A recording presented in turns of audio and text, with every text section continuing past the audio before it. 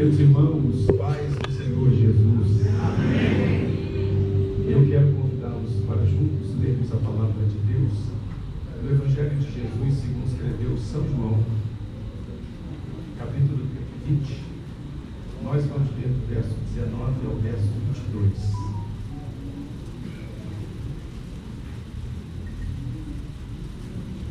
Evangelho de Jesus, segundo escreveu São João, capítulo 20. Do verso 19 ao 22. Deus seja louvado pela oportunidade de estarmos juntos nesta manhã, celebrando a Deus, pela oportunidade de cultuarmos ao Senhor e também servi-los com a exposição da palavra de Deus. Deus em Cristo abençoe todos os queridos pastores, ministros, amigos, todos aqueles que estão presentes aqui esta manhã, que vieram aqui adorar ao Senhor da beleza da sua santidade. Bom, sem perca de tempo, o Evangelho de Jesus, segundo escreveu São João, capítulo 20, versos de 19 a 22. Quem achou, diga amém. Amém. Eu vou ler na Almeida Revista e Corrigida. Na minha versão diz assim a palavra do Senhor. Chegada, pois, a tarde daquele dia, o primeiro dia da semana, encerradas as portas onde os discípulos, com medo dos judeus, se tinham ajuntado, chegou Jesus e pôs-se no meio e disse-lhes: Paz seja convosco. Dizendo isso, mostrou-lhes as mãos e o lado, de sorte que os discípulos se alegraram, vendo o Senhor. Disse-lhes, pois, Jesus outra vez: Paz seja convosco. Assim como o Pai me enviou, também eu vos envio a vós. E havendo dito isso, assoprou sobre eles e disse-lhes: Recebei o Espírito Santo. Pode assentar-se, por favor. Meus queridos irmãos, o capítulo 20 do Evangelho de Jesus, segundo escreveu São João, ele está dentro dos eventos que se deram no domingo da ressurreição. O domingo da ressurreição é aquele fatídico domingo em que Jesus ressuscitou, tornou-se redivivo, ressurreto. Jesus matou a morte para nunca mais voltar a prová-la, tornando-se primogênito entre muitos irmãos, as primícias dos que dormem. Então este é o domingo da ressurreição. E no domingo da ressurreição, Jesus teve uma agenda muito concorrida. A agenda de Jesus no domingo da ressurreição foi muito cheia. Jesus teve pelo menos 5 encontros com 5 personagens distintos, com 5 personagens diferentes. E estes que nós acabamos de ler aqui, que é do capítulo 20, do verso 29 ao verso 22, é o último dos encontros que Jesus teve na sua agenda tão concorrida do domingo da ressurreição.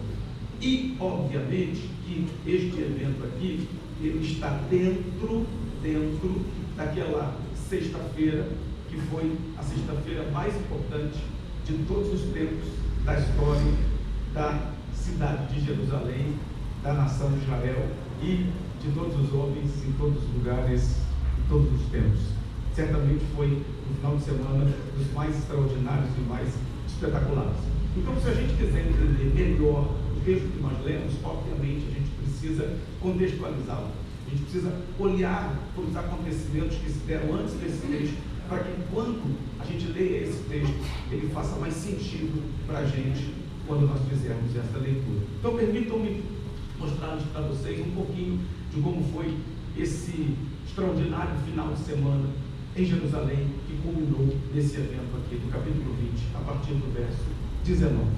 Na quinta-feira à tarde, assim dizem os maiores e melhores estudiosos, Jesus celebrou junto com os seus discípulos a última Páscoa.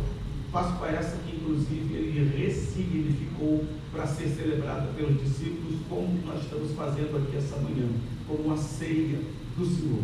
Mas a princípio, Jesus, como um bom judeu, na companhia dos seus 12 discípulos, eles se reuniam dentro de um cenáculo, que era uma sala de jantar toda mobiliada, que já havia sido preparada pelos seus discípulos, que você sabe disso. Logo pela manhã, Jesus chamou 2 dos seus discípulos, mandou que eles entrassem em Jerusalém, identificassem um homem com um cântaro na cabeça, seguissem ele até o cenáculo e requeressem para o dono do cenáculo o espaço para que o mestre e os discípulos pudessem então celebrar a Páscoa. E os 2 discípulos de de Jesus fizeram exatamente da maneira como Jesus mandou. Foram a Jerusalém, encontraram um cântaro na cabeça, seguiram ele até o cenáculo, requereram o cenáculo, prepararam para a Páscoa. E quando a quinta-feira está transicionando para a sexta-feira, quando ela está se entregando nos braços da sexta-feira, Jesus está reunido dentro deste cenáculo, junto com os seus discípulos, celebrando a Páscoa, que ele vai transformar em Santa Ceia. Muito do que você quer ver Jesus conversando com os seus discípulos nesse período que ele está celebrando a Páscoa, você vai poder ver a partir do que escreveu o evangelista João, no capítulo 13, no capítulo 14, no capítulo 15, no capítulo 16 e no capítulo 17 do Evangelho de Jesus, segundo escreveu São João. Ali Jesus fala sobre humildade e simplicidade. Ali Jesus fala sobre não turbar o coração, porque ele está subindo para os céus, mas ele vai mandar um outro Consolador. Ali ele fala sobre ele ser a videira verdadeira e nós sermos os ramos. Ali ele fala sobre as perseguições que os seus discípulos iam enfrentar, mas como eles receberiam o Espírito Santo para ser o agente meio pelo qual eles teriam êxito no cumprimento da missão que Jesus estava compartilhando com eles. E ali também Jesus fecha tudo isso fazendo a oração sacerdotal, quando ele ora por si, ora pelos discípulos e ora por toda a igreja, em todos os tempos, em todos os lugares da história. Então, muito do que você quer saber da conversa de Jesus com os discípulos, por ocasião da última Páscoa, você vai ver em João do 13 ao 17. Depois que Jesus termina de celebrar aquela Páscoa, ele canta um louvor, provavelmente um dos salmos. Ele pega os seus discípulos, atravessa o ribeiro do Cedron, sobe o Monte das Oliveiras e desce ali para o Getsemane, que é um jardim onde posteriormente Jesus já fazia muitas das suas orações. Obviamente que ele chega ali só com 11 discípulos, porque um dos discípulos de Jesus, Judas, se desgarrou dos demais, foi lá para o Sinédrio, que era a suprema corte religiosa judaica, e lá ele foi combinar o preço e a maneira como ele iria trair Jesus. Lá no Getsemane, Jesus divide os seus discípulos em dois grupos. O primeiro grupo é um grupo de 8, o segundo grupo é um grupo de 3 discípulos. Eram os discípulos mais próximos de Jesus, mais íntimos de Jesus, aqueles que haviam desenvolvido uma afinidade maior com Jesus, aqueles cujos laços de amizade estavam mais estreitados com Jesus. Eram os discípulos que Jesus sempre levava para os lugares onde ele queria revelar uma camada maior da sua expressão de glória. Você pode ver isso, por exemplo, em Mateus capítulo 17, no episódio conhecido como o Monte da Transfiguração. Jesus chega para esses 3 discípulos e ele abre o coração diante deles. Ele diz que está angustiado, ele diz que está afligido, ele diz que precisa de ajuda. E isso é até um paradoxo, porque Jesus, ele é 100% Deus e 100% homem, né? E como Deus, obviamente, ele não tem nenhuma dessas necessidades. Mas como ele encarnou, assumiu a forma humana, tornou-se como qualquer um de nós, montou o seu tabernáculo entre nós, então ele tem necessidades similares e semelhantes às nossas. Por isso que ele rasga o seu coração diante dos seus discípulos e pede ajuda. Diz assim: olha, minha alma está aflita, minha alma está afligida, estou muito agoniado, eu preciso que vocês orem e vigiem comigo pelo menos uma horinha. E ele se distancia um pouco e vai orar. E ele ora 3 vezes. Você conhece bem a oração de Jesus. É uma oração muito carregada, é uma oração carregada de muita aflição, de muita agonia, de muito pesar. Ele ora ao Pai dizendo: Pai, se possível for, passa de mim esse cálice, contudo, seja feita a sua vontade e não a minha. Ele está orando ali, a oração é tão intensa, é tão extensa, é tão profunda, é tão profusa, que em algum momento, ao invés de suor descer sobre o rosto de Jesus, algumas veias, alguns vasos ali se rompem e juntam sangue com suor e os dois caem no chão, de tão intensa e extensa que é a oração de Jesus. Em alguns momentos ele volta para ver como é que estão os seus 3 discípulos, e ele percebe que os 3 discípulos não estão orando e não estão vigiando. Na verdade, eles estão dormindo. Jesus tem que acordá-los, tem que sacudir-los, tem que lembrar a eles que a carne é fraca, mas o espírito é forte, e que eles precisam vigiar e orar para não entrar em tentação. Enfim, Jesus precisa lembrar a eles 3 vezes, pelo menos, que eles estão ali para ser o suporte espiritual de Jesus, para ser o reforço espiritual de Jesus. Que se Jesus quisesse, ele teria passado por tudo aquilo sozinho, mas ele decidiu passar por aquilo ao lado dos seus discípulos. Depois dessas 3 orações que Jesus faz, ele volta até os 3, junta os 3 com os 8 e desce do Getsemane, desce o monte onde ele estava. No meio do monte ele encontra Judas, ele encontra alguns dos religiosos, ele encontra alguns dos guardas do templo, e eles foram ali para prender Jesus. E quando eles dizem assim, quem é Jesus? E Jesus se apresenta, algumas vezes, quando Jesus diz, eu sou, eu estou aqui, sou eu, a Bíblia diz que eles recuam e caem, dado a autoridade que está investida sobre a pessoa bendita de Jesus naquele lugar. A Bíblia diz que depois de algumas vezes, então, Judas consegue se aproximar, dá um beijo no rosto de Jesus, e com um beijo ele trai Jesus. Esse é o sinal da traição. Mas naquele momento Jesus faz algo extraordinário, espetacular, algo que vai na contramão da lógica, da razão, do intelecto, da cognição humana. Jesus olha para Judas e diz assim, amigo. Bom, é isso que Jesus diz. Jesus chama Judas de amigo, mesmo Judas estando ali para trair Jesus, mesmo Judas estando ali para, por meio dele, Jesus ser julgado, sentenciado e condenado à morte capital. Mas tudo bem, quem Judas é não muda quem Jesus é. Jesus é o que é, independente do que Judas é. Essa lição que nós deveríamos aprender com Jesus. Jesus então é preso, depois de preso ele é levado para a casa de Anás, de Anás ele é levado para a casa de Caifás, lá junta todo o Sinédrio, Suprema Corte Religiosa Judaica, e lá eles vão julgar, eles vão sentenciar e eles vão condenar Jesus. Durante toda a noite eles levantam testemunhas falsas, durante toda a noite eles levantam testemunhos falsos, durante toda a noite eles acusam Jesus, eles condenam Jesus, eles sentenciam Jesus, de sorte que quando a noite está se entregando ao dia, eles já têm a sentença, Jesus tem que morrer e tem que morrer por meio da crucificação. Eles não podem implementar esse tipo de pena capital, então eles pegam Jesus e levam Jesus para o pretório. O pretório era a residência oficial do governador, a residência oficial do prefeito. Provavelmente o pretório ficava lá na Fortaleza Antônia. A Fortaleza Antônia ficava na parte noroeste do Monte Moriá. O Monte Moriá era o monte onde foi construído o templo, desde que Deus mostrou para Abraão que aquele era o lugar onde ele deveria sacrificar Isaac. Depois Davi começou a construir o templo ali, ele não terminou, quem terminou foi Salomão. O templo de Salomão foi destruído no ano 585 depois de Cristo, foi depois reconstruído mais ou menos no ano 505, depois que o povo saiu do cativeiro babilônico por Zorobabel, e depois foi completamente reformado por Herodes. Então na época de Jesus era conhecido como o templo de Herodes, e ao noroeste do templo, ali no sopé do Monte Moriá, estava a Fortaleza Antônia. Fortaleza Antônia era onde ficava o governador, era onde ficava toda a corte romana, e eles ficavam ali fiscalizando toda a entrada e saída dos judeus do templo. O templo naquela época era um templo muito específico, ele tinha muitos pátios, tinha o pátio dos gentios, o pátio das mulheres, o pátio dos homens, o pátio dos sacerdotes, o santo lugar e o santo dos santos. E toda vez que tinha grandes festividades ali em Jerusalém, Páscoa, Pentecostes ou Tabernáculo,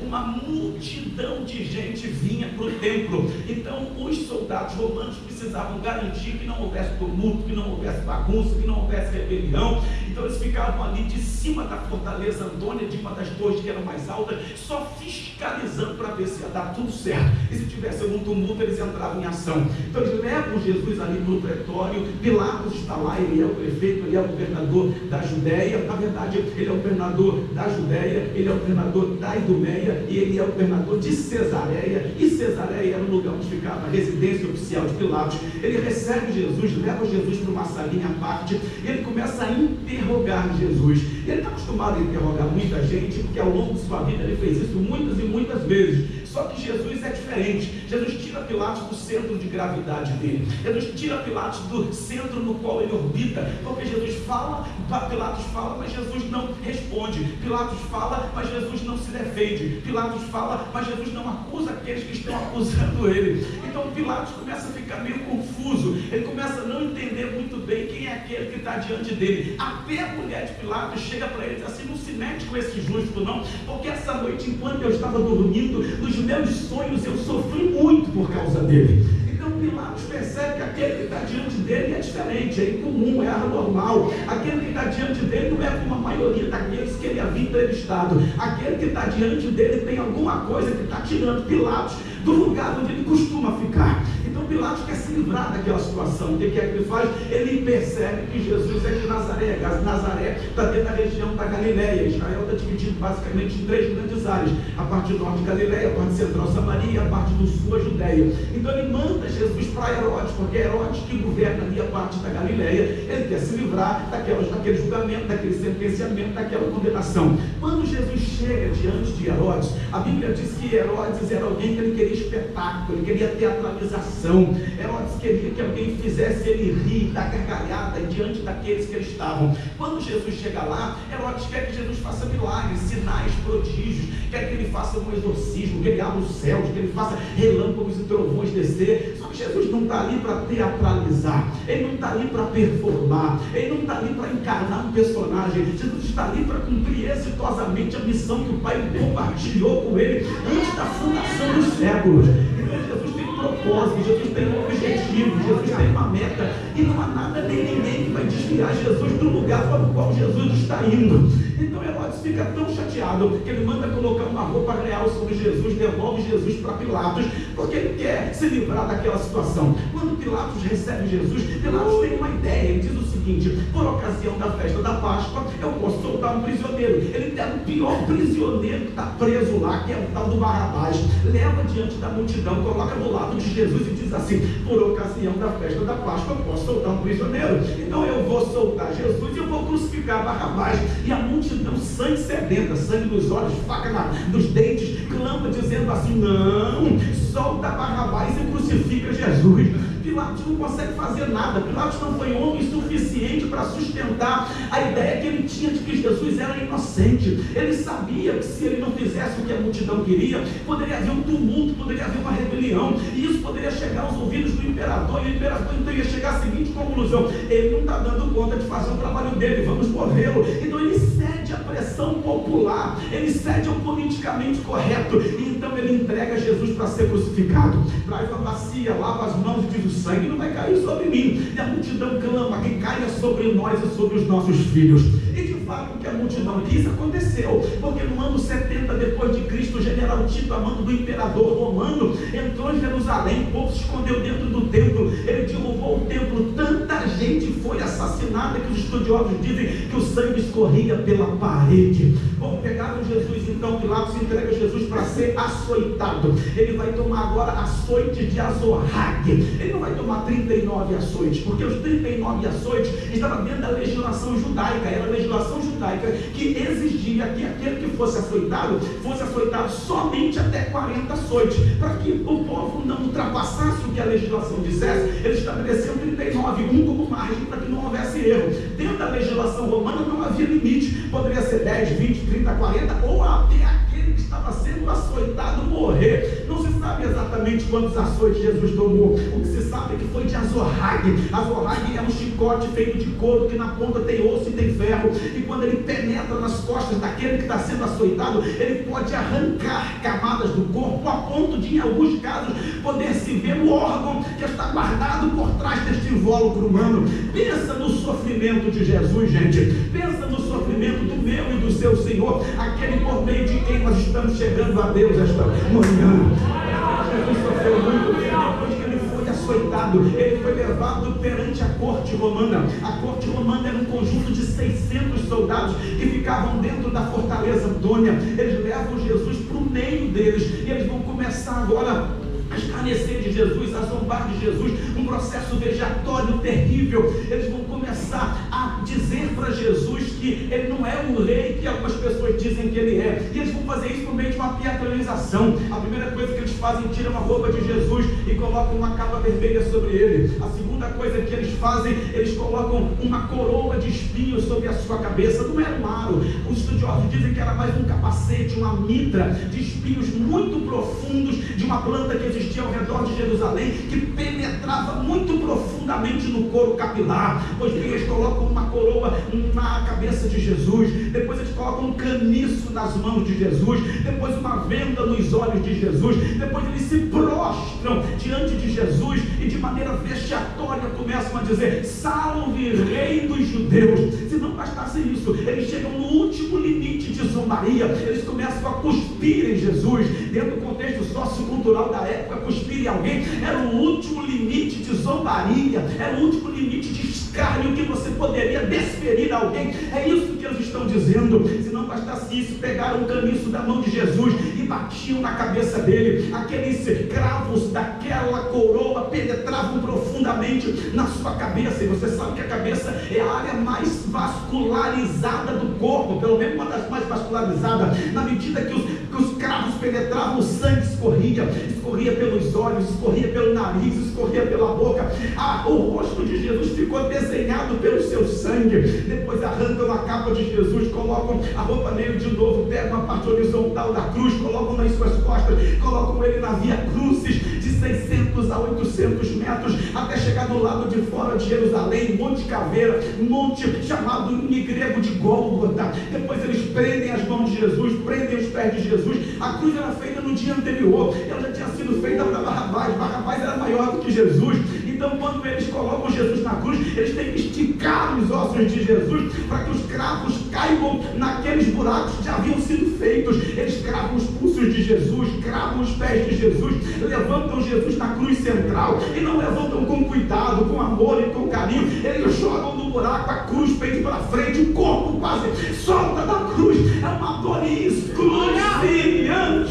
Jesus está ali. Vai começar uma outra rodada de zombaria. Os homens que passam, os transeuntes estão zombando de Jesus, os religiosos estão dizendo: desce da cruz, e desce da cruz. Os soldados estão zombando de Jesus, até os malfeitores que foram crucificados, uma à direita e uma à esquerda de Jesus, estão zombando dele. E Jesus está ali no alto daquela cruz há quase 13, 14 horas. Jesus está passando por toda essa situação até chegar ali. Então ele não comeu, ele não bebeu, ele não dormiu, ele não descansou. Ele foi cuspido, ele foi batido, ele foi esbofeteado, ele foi escarnecido, ele passou por um processo de vexação, ele passou por um processo de açoite. Tudo que você possa imaginar aconteceu com aquele que é o motivo pelo qual nós estamos nesta manhã dentro desta igreja. Jesus vai começar a falar na cruz. Quando ele começa a falar, ele fala pelo menos 7 frases na cruz. A primeira frase é: Pai, perdoa-os, não sabem o que fazem. A segunda frase é: Filho, eis aí a tua mãe, mãe, eis aí o teu filho. A terceira frase é: hoje mesmo nós vamos juntos inaugurar o paraíso. A quarta frase é: Eli, Eli, lama sabatani, Deus meu, por que me desamparaste? É quando os céus ficam em trevas, é quando a natureza não quer ver, é quando os estudiosos dizem que todo o cálice da ira e do juízo de Deus é derramado sobre Jesus. É quando os meus e os seus pecados são condenados naquele que era, é e sempre será perfeito em tudo aquilo que é, em tudo aquilo que faz.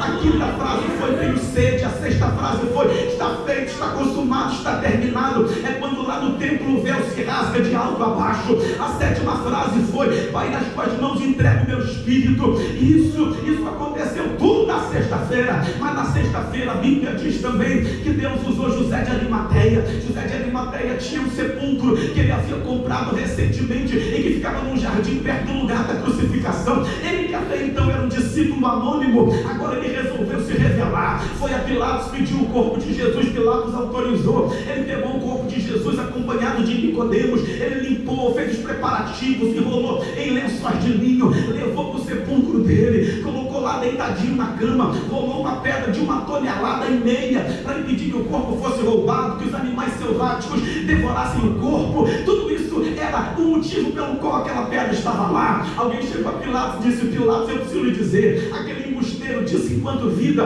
que no terceiro dia ele ia ressuscitar. A gente está achando que os discípulos dele podem ir lá, rolar a pedra, pegar o corpo, levar, e aí a última história vai ser pior do que a primeira. A gente precisa de soldados para guardarem lá a pedra. Pilatos disse: manda soldados, e ainda mandou o anel dele para selar a pedra. Ou seja, não havia lugar em Jerusalém mais protegido do que o sepulcro onde foi colocado o corpo de Jesus.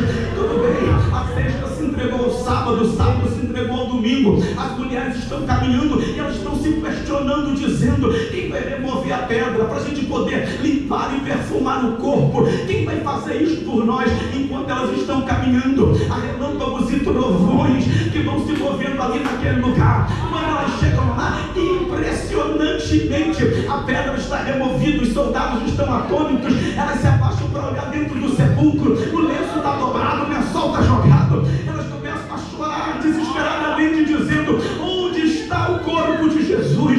Elas veem seres que estão sentados sobre a pedra, elas veem um ser que parece um jardineiro, elas começam a perguntar para um e para outro: viram o corpo de Jesus? Viram para onde levaram o corpo de Jesus? Até que os dois seres que estão assentados sobre a pedra abrem a boca, talvez com um sorriso no rosto, não sei, isto é uma inferência minha do texto bíblico, e dizem assim: mas mulheres, por que é que vocês estão buscando entre os mortos aquele que vive? A informação é essa: ele não está aqui, ele já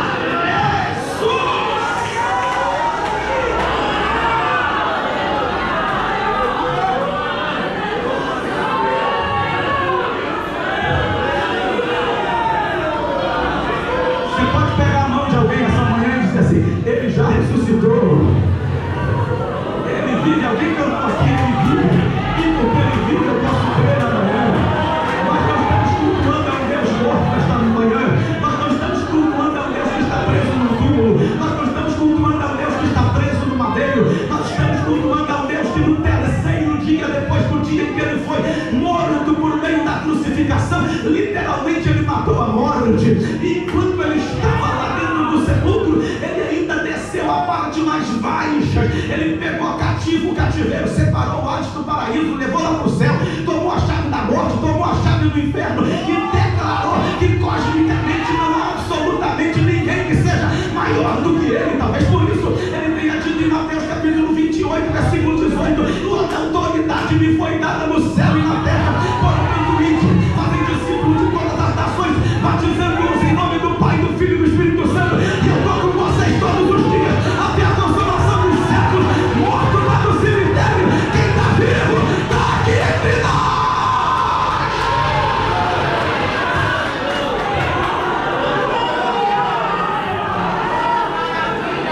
Deixa eu caminhar um pouquinho já para a gente chegar no verso que eu li e fazer as conclusões.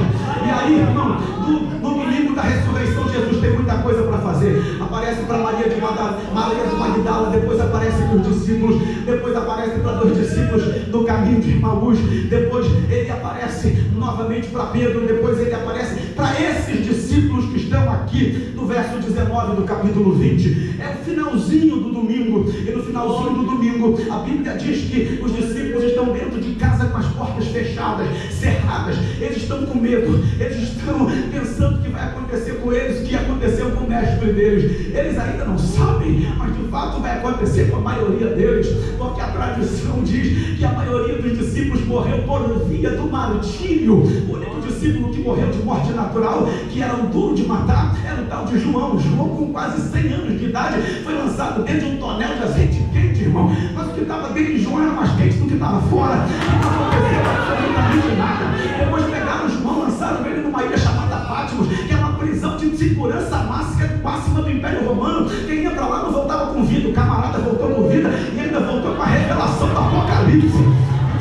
João era o verdadeiro duro de matar, o resto morreu tudo por via do martírio. Morreu crucificado, morreu decapitado, morreu degolado, morreu de várias formas que eu não quero tomar muito tempo de vocês. Mas os discípulos estão ali dentro de casa, porta fechada, eles estão com medo, eles estão recuados, eles estão na defensiva, eles não querem sair dali para nada e para ninguém. E aí neste domingo da ressurreição, a Bíblia diz então que Jesus vem na direção dos seus discípulos, e Jesus vem já com um corpo redivivo, um corpo ressurreto, um corpo incorruptível, um corpo mortal, um corpo glorificado, semelhante ao corpo que nós vamos receber por ocasião do arrebatamento da igreja.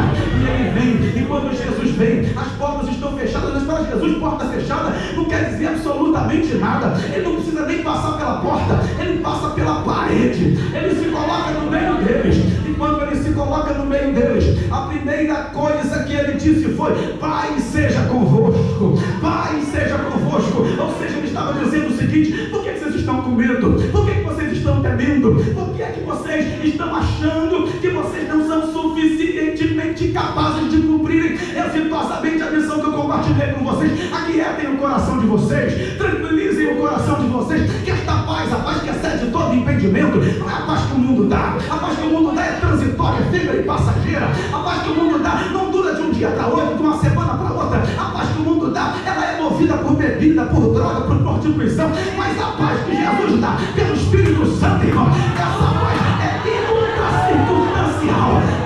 Essa paz, tem gente aqui essa manhã que não tem dinheiro no bolso, tem gente aqui essa manhã que não vai comer picanha quando chegar em casa, tem gente aqui essa manhã que se virar ele de cabeça para baixo, só sai sinal, prodígio e milagre, mas vê se não está com um sorriso no rosto, vê se não está com glória na boca. Sabe o que é isso? É a paz, é a paz, é a paz. A nossa paz não é a paz do mundo, a nossa paz é a paz de Deus por meio de Cristo, e quem aplica essa paz é o Espírito Santo. É por isso que essa manhã é a manhã de paz.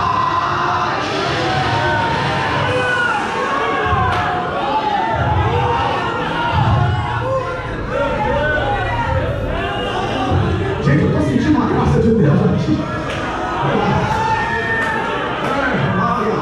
É por isso que a gente é crente que professa uma fé de viés pentecostal, viu? Nós dizemos uns aos outros a paz do Senhor. Você vê que ao longo do tempo ela foi abreviada para paz, e alguns nem terminam uma frase dizendo do Senhor, virou apenas paz. Bom, eu não quero entrar nesse mérito aqui, não me cabe, não compete a mim, viu? Mas nós somos conhecidos por saudarmos uns aos outros com a paz do Senhor. Eu não sei se você fez isso essa manhã, mas se não fez, já pega a mão de alguém e diga a paz do Senhor.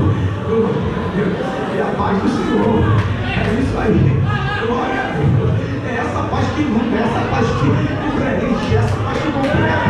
De repente você chegou aqui essa manhã com medo, chegou acovardado, você chegou aqui essa manhã pensando, eu não vou dar conta, é maior do que eu. E você não dá conta mesmo, e é maior do que você mesmo. Mas nesta manhã nós não estamos apoiados no poder do nosso intelecto, do poder cognitivo que nós tenhamos, nem do poder dos nossos sentimentos, nem na força do nosso braço. Nós estamos aqui essa manhã, como bem disse o pastor Delmarque, quando deu o memorial aqui no início, nós estamos no poder e na autoridade do Espírito Santo de Deus. O que Deus disse para Zorobabel, Zorobabel disse, Senhor, o povo é difícil, não tem dinheiro, não dá para reconstruir o templo, eu estou achando que a obra vai parar. Eu disse assim, Zorobabel, guarda essa palavra, não é nem por força, nem por violência, mas é pelo meu Espírito, diz o Senhor. Nós não nos movemos por força e por violência, a força da igreja está em joelho dobrado, bota no pó, e uma vida cheia da autoridade do Espírito Santo de Deus. Eu vim liberar uma palavra, quem quiser que dê glória, você vai vencer no poder do Espírito.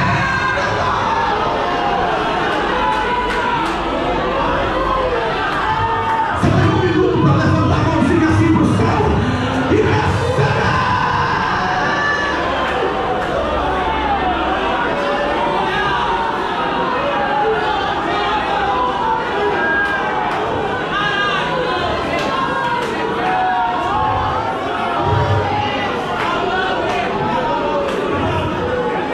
Deixa eu terminar. E aí, a Bíblia diz então que Jesus, repita comigo, diga, mostrou as mãos e o lado, de sorte que os discípulos se alegraram vendo o Senhor. O que Jesus quis mostrando aqui? Que antes de eles receberem o cumprimento desse toso da promessa da vida do Espírito Santo, eles tiveram que passar pelo processo da cruz, porque a cruz antecede a vida do Espírito Santo. A cruz antecede tanto o recebimento quanto o revestimento, são coisas distintas. Em outro dia a gente pode trabalhar nisso. Eu estou falando aqui de recebimento do Espírito Santo, eu estou falando de revestimento.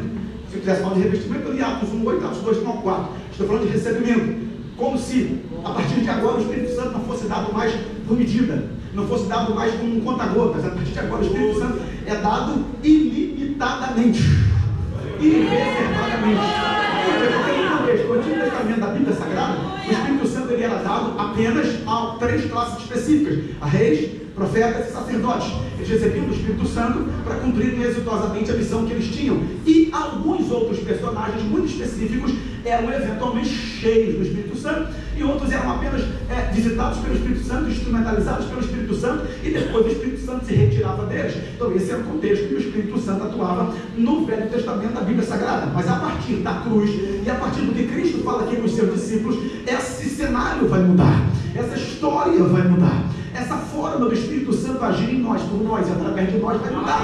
O que Jesus está dizendo aqui é o seguinte: a partir da cruz, a partir da crucificação, todos aqueles que se arrependerem e crerem no sacrifício substitutivo de Cristo na cruz do Calvário vão receber o Espírito Santo, não mais visitando eles, não mais indo até eles, usando eles e saindo, mas vão receber o Espírito Santo para habitar eles, para morar eles, para residir neles. O Espírito Santo vai ser o selo, vai ser o penhor, vai ser a garantia de que o nome deles está escrito no livro da vida, de que o nome deles está escrito no livro do arrebatamento, de que eles não são mais da terra, são do céu, não são mais de baixo, são de cima, que eles estão aqui de passagem, são peregrinos, são transeuntes, que logo, quando a trombeta tocar, não tem jeito, quem está morto ressuscita, quem está vivo é glorificado, junta todo mundo e vai cantar eternamente para Deus lá no céu. Então eu queria terminar dizendo a você que dissesse para alguém essa manhã, diga para essa pessoa, diga: o Espírito Santo habita em você, o Espírito Santo mora em você, o Espírito Santo, você é templo, você é a moradia, você é a casa. Aleluia!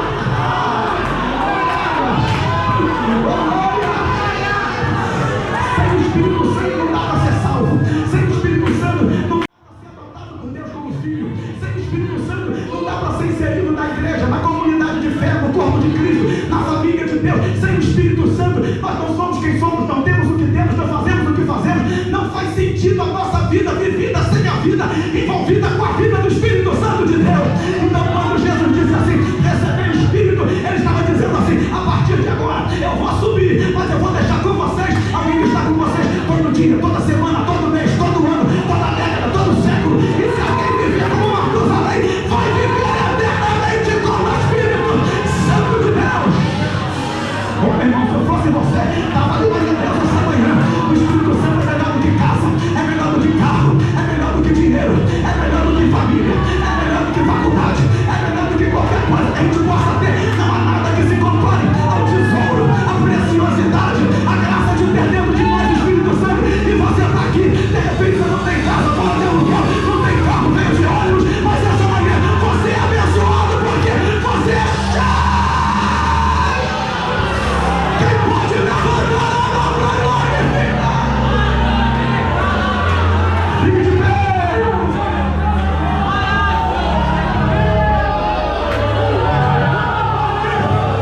Por um minuto, celebre. Celebre. Cadê o glória a Deus? Lá na galeria, cadê o aleluia? Por um minuto, levante-se para glorificar o nome de Jesus. Aleluia. Aleluia. Dê a mão. Dê a mão à pessoa que está ao seu lado. Eu vou lá e devolver a palavra ao pastor Delmar. Deus abençoe, pastor João, pastor Delmar. Deus abençoe, Leandro, pastor Moisés, meu amigo. Deus abençoe. Segure a mão de quem está ao seu lado. Segure a mão dele, a mão dela. Aleluia. Diga: é o Espírito Santo que nos faz cada dia ser mais parecidos com Jesus. Se não fosse o Espírito Santo, pastor Delmar, a gente não ia se entender dentro da igreja. É muita gente com mente diferente, com perfil diferente, com fisiologia diferente, anatomia diferente, psicologia diferente, mas todos nós aqui, porque somos cheios do Espírito Santo, estamos alinhados numa mesma visão, no mesmo propósito, caminhando juntos no mesmo lugar.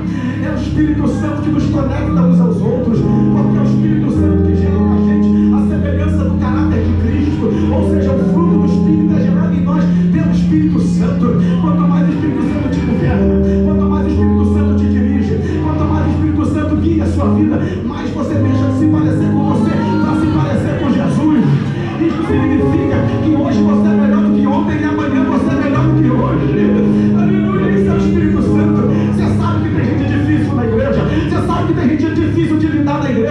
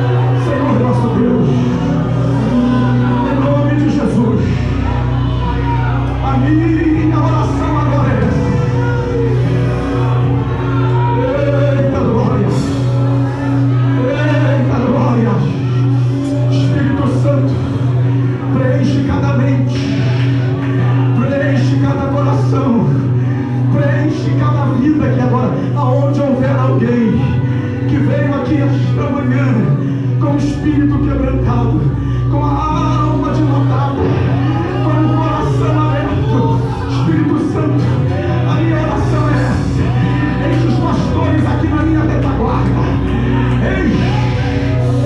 enche pastores, evangelistas, presbíteros, dá para eles o que eles não sentem há muito tempo, Senhor. Ó Deus,